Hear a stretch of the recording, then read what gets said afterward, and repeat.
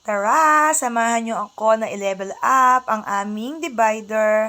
Kung makikita ninyo, ito ay parandal na may pintura lamang na kulay puti at dinagyan ko lang siya ng mga picture namin. So sabi ko, tara't i-level up natin. So ayan, una muna ay inalis ko muna ang mga nakadikit dito ng mga picture or mga larawan ng aming pamilya.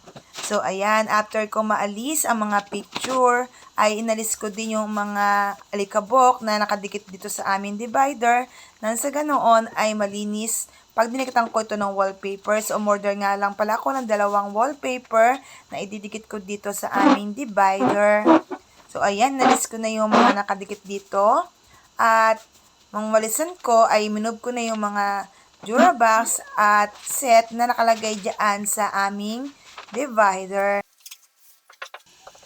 Ayan, sinimulan ko na nga na idikit itong isang rolyo na wallpaper at napakadikit pala niya. Hindi naman siya mahirap ding idikit dahil aalisin nyo lang yung paper na nasa likod nito. At ayan, nakaisa na tayo.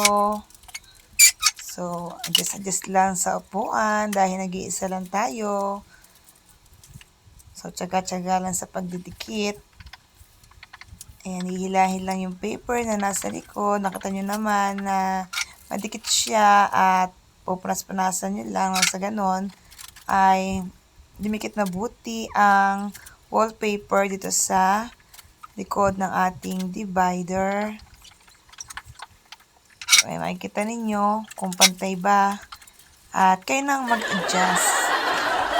Kasi nga, nag-iisa lang tayo. So, ayan.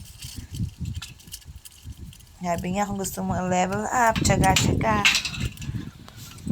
Hanggang sa matapos.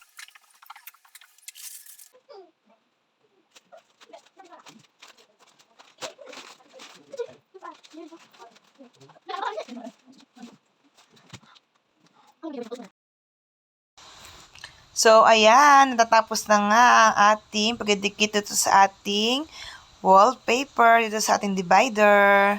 Wow! So, after so many hours, ayan, sagang tsaga-tsaga lang sa pagdidikit, lalo na kung nag-iisa ka lang. So, ayan, thank you!